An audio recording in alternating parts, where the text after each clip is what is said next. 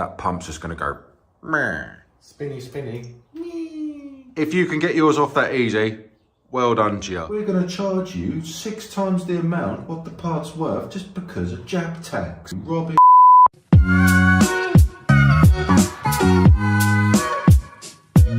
So, timing wise, you'll probably notice it on mine because they're bright pink or purple. I've got timing marks. Now, I put a white mark on my timing marks just because I'm weird.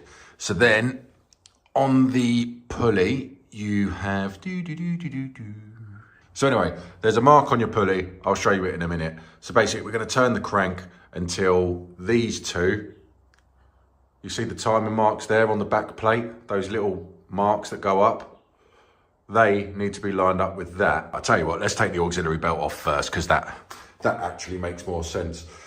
So then just get your 14mm,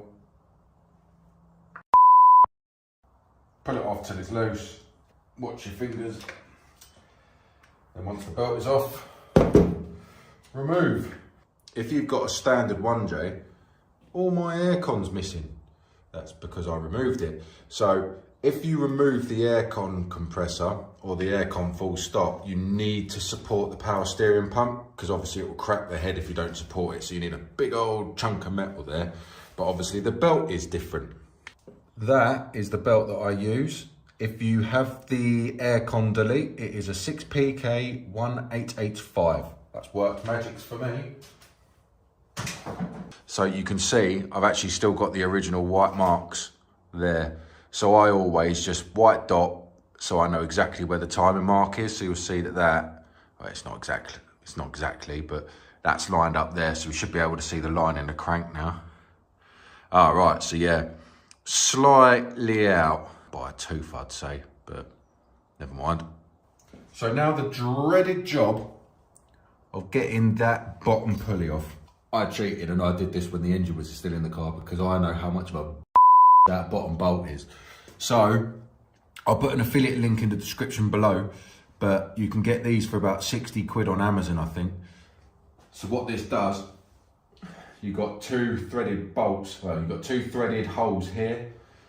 So you put that tool here. This is actually not a genuine Toyota one, but this is what Toyota used. So what I did was hook that up, put some bolts in, got a breaker bar, put it on the floor, and then with another breaker bar, cracked it off because that is seriously tight. But luckily that's been off about, I don't know, 10 million times now. So for me to get this bottom pulley out, it's going to be actually quite simple. Because I put a new bolt in last time for a start and I'd already done it. Now, what I did was I did grease inside here strategically because if I ever had to take this out again, these seize up. So,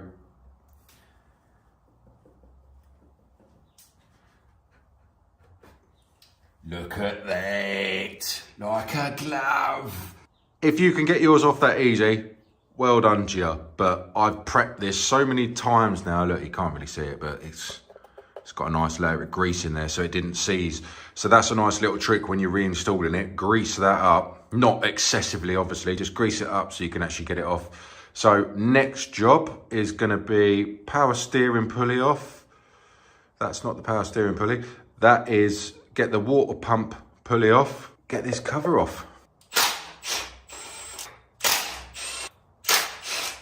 If you haven't got a gun, you're going to struggle doing that. Not going to lie to you. Spinny, spinny. So now we'll take the tensioner off.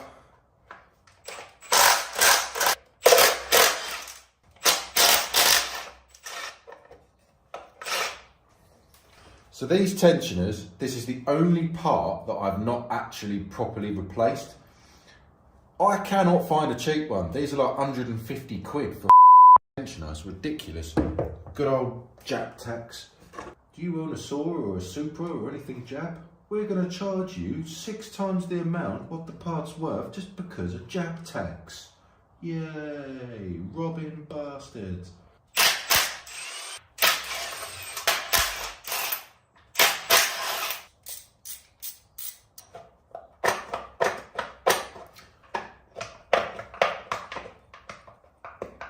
Whee! That now exposes the timing belt. Now the problem is, this has done not even 250, 300 miles. Where the rocker cover cracked, and I had one of those clear cases, this is absolutely been caked in oil. So I think a 200 quid timing belt is going in the bin. I can't really risk using it again when it's been contaminated. So what we'll do now is I'll get the power steering pump off, I'll get the alternator off, and then we'll remove the wiring, and then we'll get the timing out. So previously mentioned, I've got a support bar there because I removed the air cock. If you have still got your original, there's a bar here that needs to be undone. And then there's a little cheeky one here as well. So once we take that off and that off, that pump's just gonna go meh.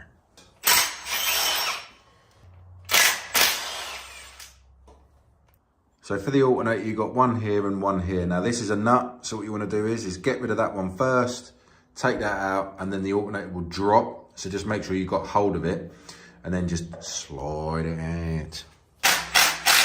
Oh yeah, and obviously make sure everything's unplugged first. Like that.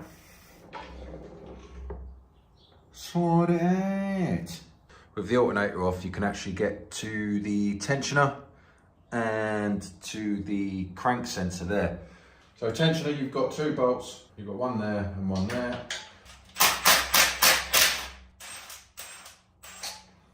Because I'll forget, I know I'll forget, I will now take the cam sensor out, which is a 10mm. So next job is to remove the roller. You need a 10mm. Well, 10mm hex, sorry. Then while we've got the hexes out, we'll remove this locating tab there. Don't lose this, whatever you do. Now obviously this is where you've got to be very careful if it's still in the car. So then this should just, or not. So now we need to get this gear off. These, again, are quite hard to come by. Now there is a tool where really you should be getting a puller, screw into there, but I ain't got one. Now this is the teeth for the bottom sensor, for the bottom timing sensor. So really, you shouldn't really be doing it this way. So I don't recommend anyone to do it this way, because you don't want to bend it. But so again, I really don't recommend doing it like this. I really don't. But like I said, I've had this off so many times now. Out. So you've got two sensors here. They are important, and trust me, they're not cheap either. Make sure your loom is free, and then that frees up all your wiring loom. So we'll just quickly get this off. I might quickly take the water pump off. So to get this housing off, you've got two 12mm, and then you've got like this olive. It's a pain in the arse. So just crack them off. This should be quite an easy pop off job. Oh, okay, yeah, that was easy. Now again, if you can reuse your metal gasket, obviously, mechanic, you should be changing it, blah, blah, blah, blah, blah. That gasket, I lost the old one. Took me 6 weeks to find that gasket, so don't lose it. If you're changing the timing, you've probably got an old school 1J, and if you're doing it, get the water pump off and replace it. You've got a variety of different screws in there, so we'll just whack them out.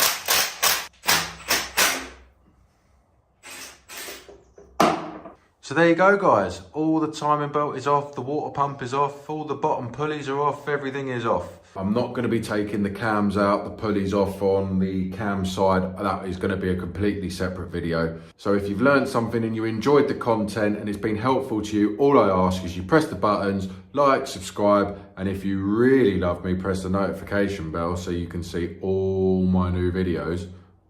Hope you enjoyed it. Thanks for watching.